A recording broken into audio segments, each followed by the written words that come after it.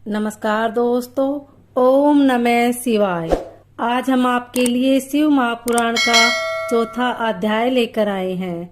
अध्याय सुनने के बाद आप हमारे चैनल को सब्सक्राइब करें, बेल आइकन को प्रेस करें ताकि हमारी वीडियो की नोटिफिकेशन सबसे पहले आप तक पहुंचे।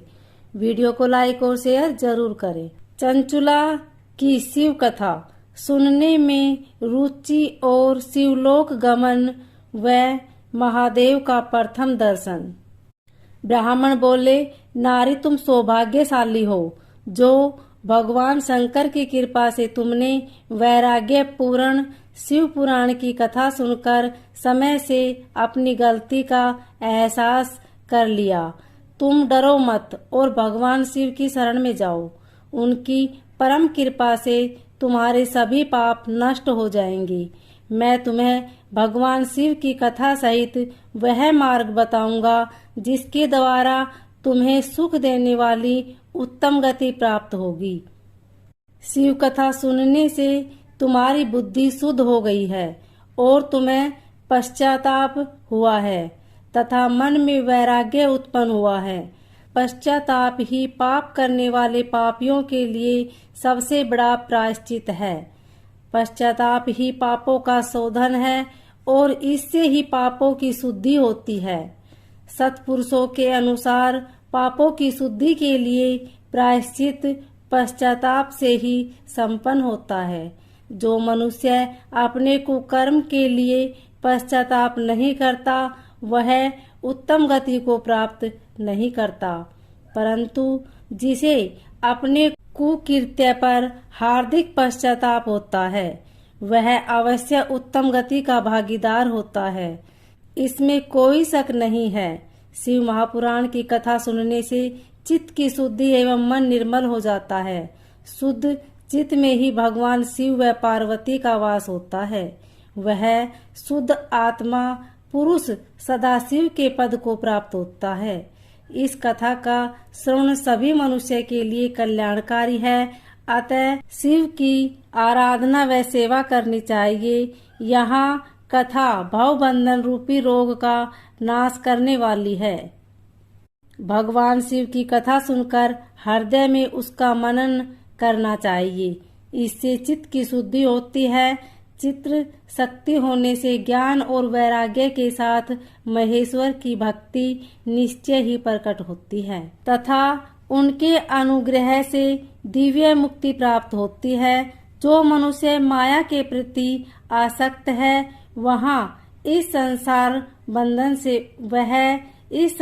बंधन से मुक्त नहीं हो पाता। हे ब्राह्मण पत्नी, तुम अन्य विषयों से अपने मन को हटाकर भगवान शंकर की परम पावन कथा को सुनो।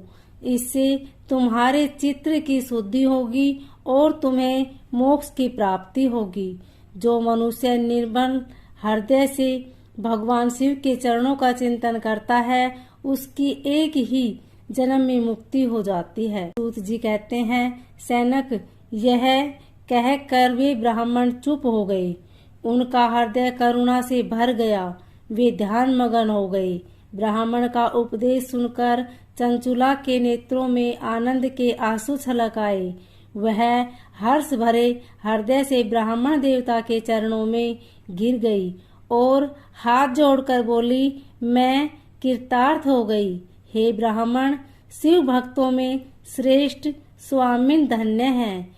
आप परमार्थ दर्शी हैं और सदा परोपकार में लगे रहते हैं। साधो, मैं नरक के समुद्र में गिर रही हूँ। कृपया कर मेरा उद्धार कीजिए।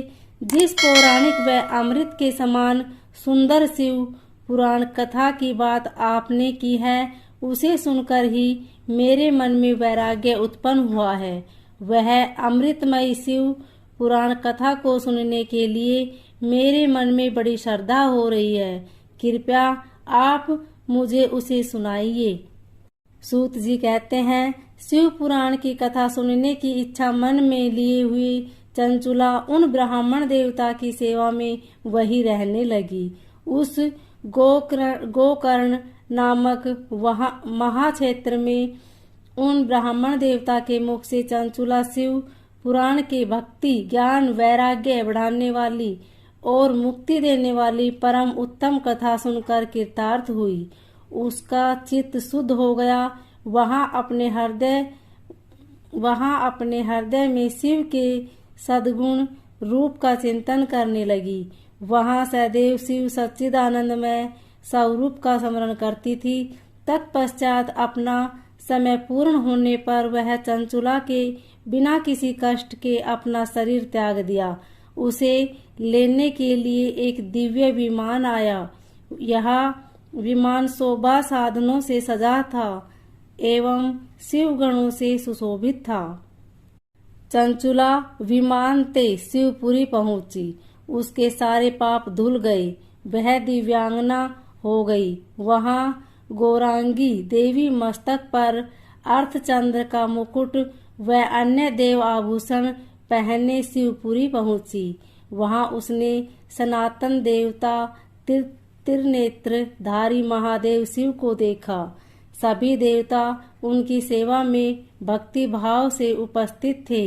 उनकी अंग कांति करोड़ों सूर्य के समान प्रकाशित हो रही थी। 5 मुख और हर मुख में 3-3 नेत्र थे। अर्धचंद्राकार मुकुट शोभायमान मस्तक पर अर्धचंद्राकार मुकुट शोभायमान हो रहा था। कंठ में नील चिन्ह था। उनके साथ में देवी गौरी विराजमान थी, जो विद्युत पुंज प्रकाश के समान प्रकाशित हो रही थी। महादेवी जी की कांति कपूर के समान गौरी थी। उनके शरीर पर श्वेत वस्त्र थे तथा शरीर श्वेत भस्म से युक्त था। इस प्रकार भगवान शिव के परम उज्जवल रूप के दर्शन कर चंचुला बहुत प्रसन्न हुई। उसने भगवान को बारंबार प्रणाम किया और हाथ जोड़कर प्रेम आनंद और संतोष से युक्त हो विनीत भाव से खड़ी हो गई। उसके नेत्रों में आनंद आंसू की धारा बहने लगी। भगवान शंकर व भगवती गौरी उमा ने करुणा के साथ सौम्य दृष्टि से देख कर चंचुला को अपने पास बुलाया। गौरी कुमार ने उसे प्रेम पूर्वक अपनी सखी बना लिया।